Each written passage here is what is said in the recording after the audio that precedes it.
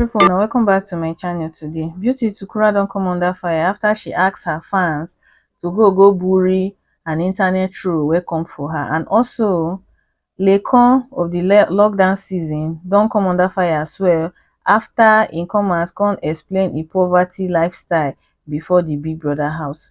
So as we all know, Laycon na the winner of the Big Brother Naija lockdown season, and im don also make am for the music industry.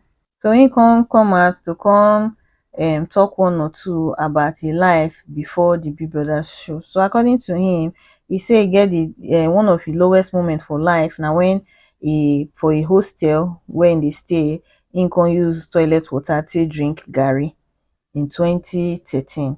So that statement, people can't find am say na lie. Some people say na lie, some people say im just dey do one for pity. I don't know why anybody go feel say im wan do one for pity. After all, im don win Big Brother Naija.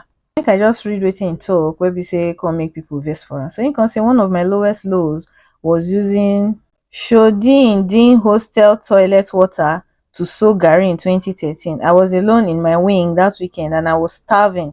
I wasn't hungry. I was starving.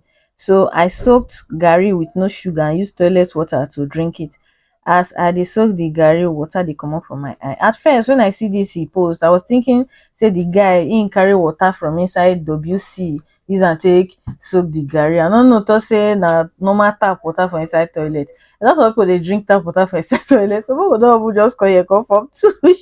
If that one I be lowest low for Laycon, I mean that say Laycon not really suffer, because a lot of people, you never see people wey be say they carry ordinary dry garri, pour oil put inside, fry onions put inside, take shop. Some of them go shop am for like 1 week as a regular food.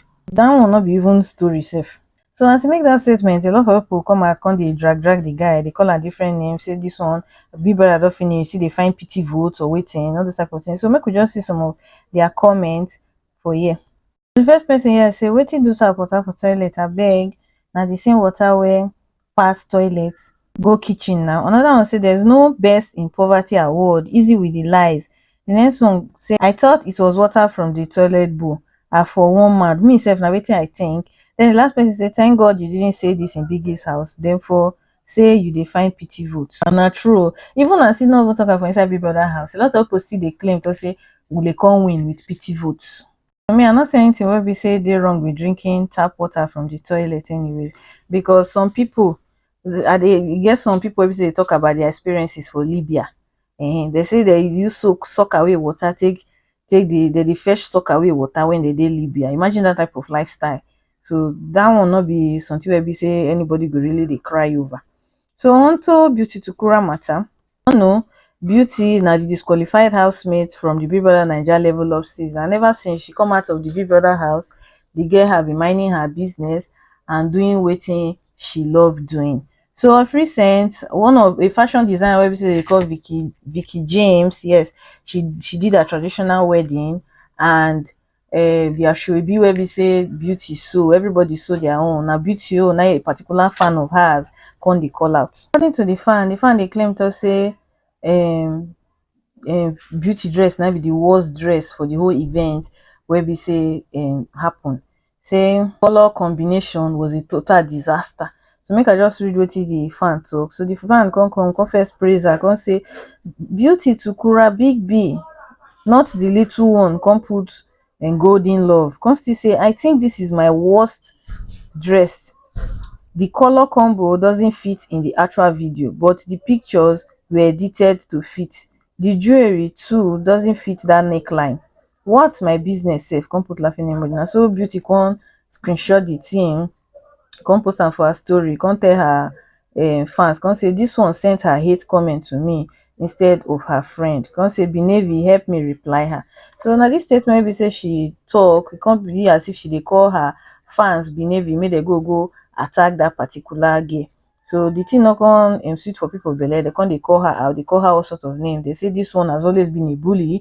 She has, even when she did for inside Big Brother house, they regard to the scenario what happened between her and Groovy. You could just see some of their comments for this post. So the first person says, so sending your fans to cyberbully someone, where's the hate comment between? Another one say there's no hate comment here, she just don't like the style. She didn't say anything about not liking you or hating you.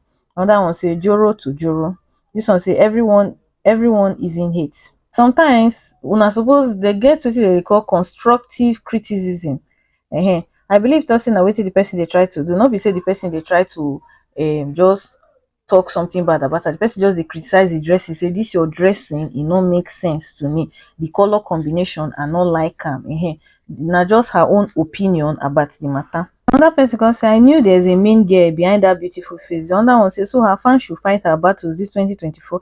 The next one say, beauty is a certified bully and we can confirm this because where is the hate comment there?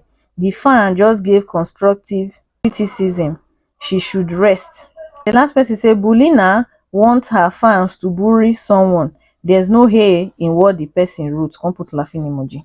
The truth be say most of all these celebrities, now wetin dem dey do, all of us know, we be so we know wetin dem dey do for each fan base. Most of them, most of all the celebrities, they will go instigate their fans to go attack certain people, attack certain some of their friends, some of their enemies online, some of all those things. So that will not be even new something.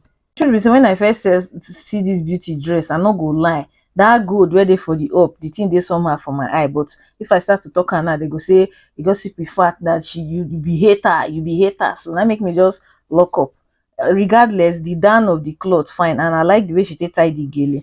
But regardless of how the cloth be, how the cloth look, she still look beautiful and the thing fit her well. Una take care, una bye.